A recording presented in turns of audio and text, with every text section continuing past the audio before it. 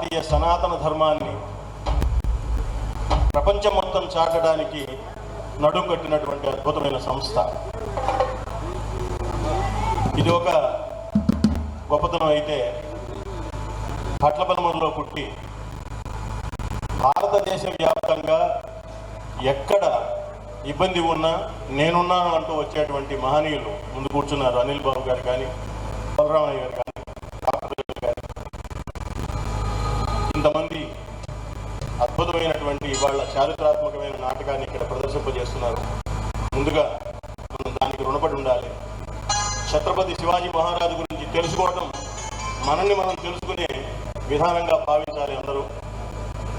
ఇంత అద్భుతమైనటువంటి కార్యక్రమాన్ని ఆర్గనైజ్ చేస్తున్నందుకు ముందుగా కూచిపూడి నాట్య కళాకారుల తరఫున మీ అందరికీ ముందుగా హృదయపూర్వకంగా నమోకాలు తెలియజేసుకుంటూ, ఈ కార్యక్రమంలో ఇంత చక్కని ప్రదర్శనకు ముందు ఒక అరగంట పాటు కూచిపూడి నృత్యాన్ని, మా కూచిపూడి నృత్య అంశాలను చేయమని అనిల్ బాబు గారు ఆదేశించారు.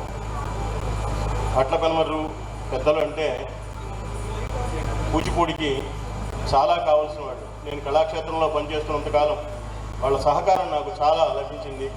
మా విద్యార్థులందరూ కూడా, సాయిజీరావు గారు కానీ, పెద్దలందరూ కానీ ఎంతో విద్యార్థులకు సహాయపడ్డారు. అంతేకాదు, ఇప్పుడు కళాక్షేత్రంలో ఉన్న బిల్డింగ్లన్నీ అవి కట్టడానికి కూడా ప్రారంభంలో ఇబ్బంది పడుతున్నప్పుడు వీళ్ళందరూ నడుం కట్టి అందరి చేత లక్షలు తీసుకొచ్చి చేయించారు. ఇవాళ మేమందరం ఆ నీడలో ఉన్నామంటే వీళ్ళందరి సహాయ సహకారాలని. అందుకోసం ముందుగా వీళ్ళందరికీ కృతజ్ఞతలు తెలియజేసుకుంటూ, కూచిపూడి నాట్యం ఇప్పుడు ప్రారంభం చేస్తాం. కొన్ని అంశాలు. కూచిపూడి అంటే భారతదేశానికి జీవనాడి వంటిది. ఏనాడు కూచిపూడి అగ్రహారంలో అది పుట్టిందో తెలియదు, కానీ చరిత్రకు అందనంత సనాతనమైనటువంటి కళారూపం కూచిపూడి నాట్యం. ఇవాళ ప్రపంచ దేశాల్లో ఎన్నో నాట్య రూపాలు ఉన్నాయి. భారతదేశంలోనే శాస్త్రీయమైనటువంటి నాట్యాలు 9 దాకా ఉంటే అన్నిటిలోనూ మాయమైనది కూచిపూడి నాటకం, కూచిపూడి ప్రదర్శన, కూచిపూడి నాట్యం. ఇంత అద్భుతమైనటువంటి కళారూపాన్ని అవాళ కృష్ణదేవరాయలు లాంటి వాళ్ళు, భోజరాజు లాంటి వాళ్ళు ఆదరిస్తే, ఇవాళ మన నారా చంద్రబాబు నాయుడు గారు కూడా చక్కని ఆదేశాలు అందజేశారు. ఏ ప్రదర్శన జరుగుతున్నా, ఏ కార్యక్రమం జరుగుతున్నా ముందు కూచిపూడి నాట్యం పెట్టండి అని.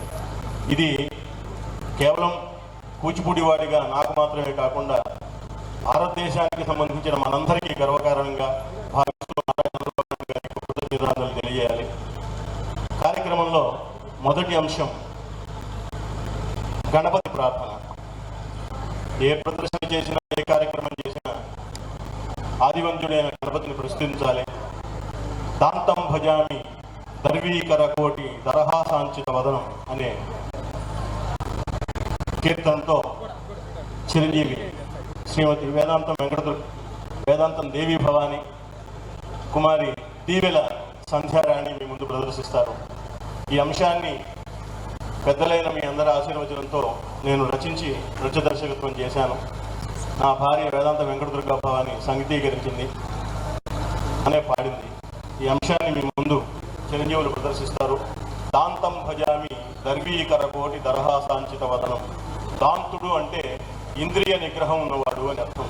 అది గణపతికి చెల్లుతుంది.